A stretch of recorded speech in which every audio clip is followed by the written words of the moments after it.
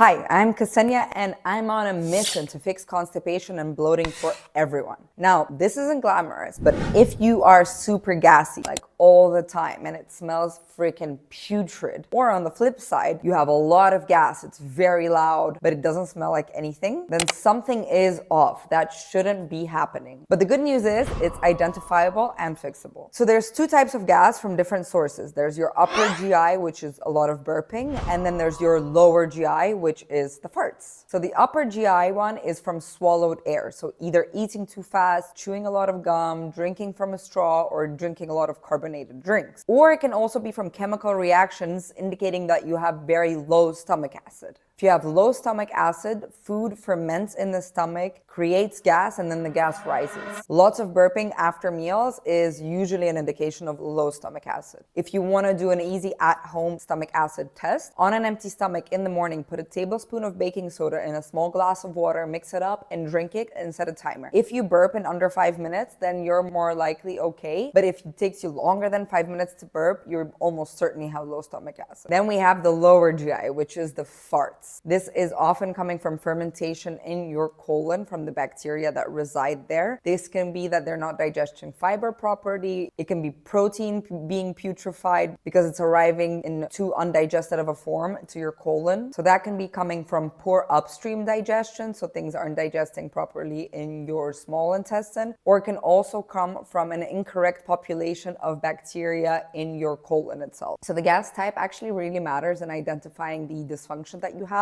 depending if it smells like rotten eggs or what else it smells like, if it's very loud but without a smell. But to be honest, any of these will still be guesses, and without functional labs, we can't really see what's going on inside of you. It's still guessing. Let's get into the potential root causes. So one of them that I mentioned is low stomach acid. If you have low stomach acid, foods aren't digested properly in your stomach, and then they start to ferment in the small intestine. Proteins can pass in an undigested form into your colon and putrefy in there, creating this really smelly gas on a high protein diet. So a fix for this is taking apple cider vinegar before meals, or some digestive bitters, digestive enzyme, and also chewing really slowly and thoroughly. Make sure your food is mush, it's pulp by the time it gets to your stomach. And try to eat in a calm state. Take 3 deep breaths before your meal. Cause number 2 can be bile insufficiency. So if your liver isn't producing an adequate amount of bile because it's congested, or you have estrogen dominance, or maybe you've had your gallbladder removed, or you have a toxin overload. Without bile, fats don't emulsify properly, and then they ferment in your small intestine and your colon. So gases with a distinctively foul, rotten egg smell are often coming from undigested fats. So if you feel really heavy after fattier meals, and if you notice that your poop is very sticky, meaning it takes a lot of wiping for you after your stools, or you need to clean the toilet bowl a lot, that's an indication that you have bile insufficiency. To fix that, you need to eat more bitter foods, eat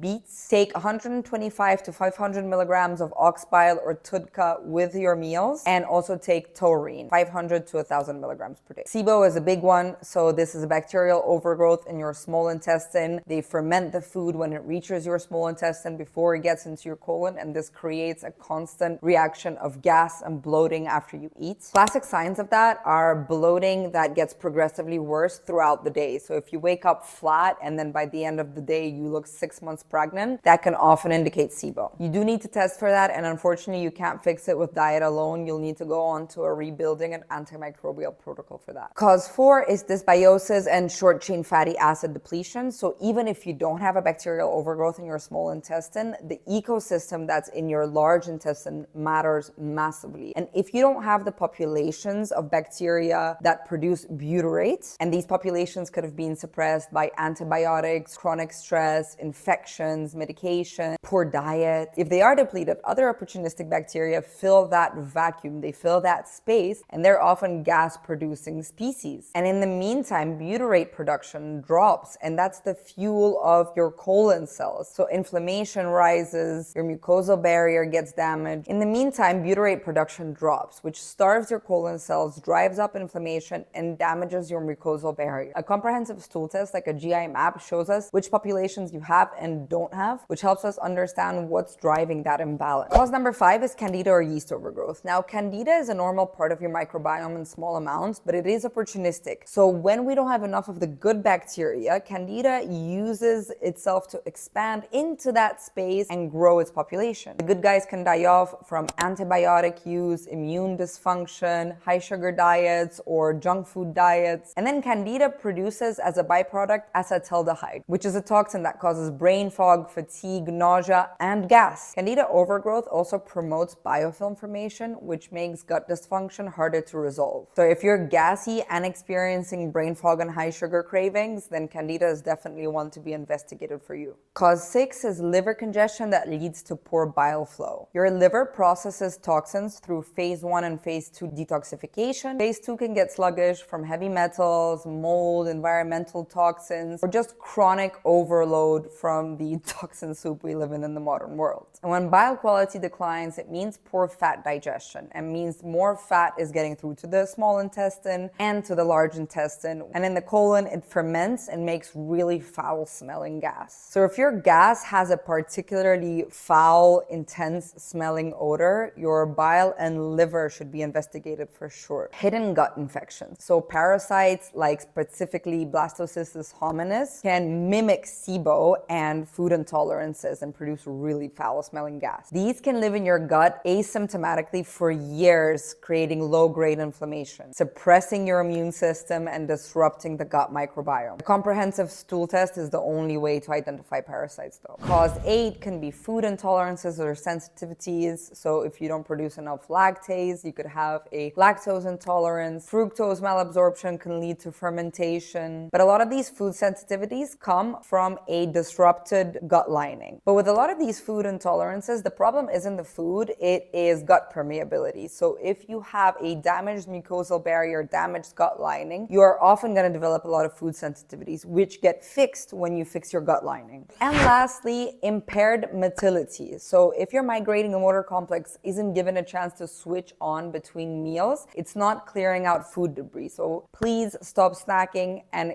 give yourself space between meals of 4 to 5 hours at least, and 12 to 14 hours overnight. So for some immediate relief from trapped gas, you can do some movement like some spinal twists. There are some yoga poses. Let me know if you want a separate video on that and I can create that can move around trapped gas. Also, you can do a self-abdominal massage. I've posted videos of that before on my Instagram page. You can also apply some heat, so like a hot water bottle or a heating pad helps the gas move through. Peppermint tea or peppermint oil capsules also help move through gas. There's also a great supplement from JS Health that I can link below called Bloat and Detox that really helps. So then to prevent it and reduce your gas production, you can support your digestive output. That means taking apple cider vinegar, digestive bitters, and digestive enzymes before meals, taking 3 deep breaths before you start eating to switch into parasympathetic rest and digest, 4 to 5 hours between each meal to allow your MMC to switch on. Maybe remove some of the obvious things that cause a lot of gas for a lot of people like onions, garlic, nightshades, gluten, or dairy. Play around and see what works for you. And if you have really like this rotten egg smell, maybe reducing high sulfur foods can be beneficial for you. So that's cruciferous vegetables, red meats, eggs, garlic, onions. But this isn't a treatment plan, it's just a symptom reduction, remember that. Also, you can supplement with molybdenum, 500 to 1,000 milligrams per day. It helps us metabolize sulfur. But this all is just short-term relief. The only long-term fix is addressing the root cause. And to figure that out, you need to do some lab tests, or to say that. Now, I'm going to be doing a whole series on each root cause specifically, so follow along if you want to learn more on that. Or if you're just ready to heal your gut once and for all and stop being so gassy, I'm dropping a link below in the description to book a free discovery call with me and figure out if I'm the right person to help you get there. See you in the next one.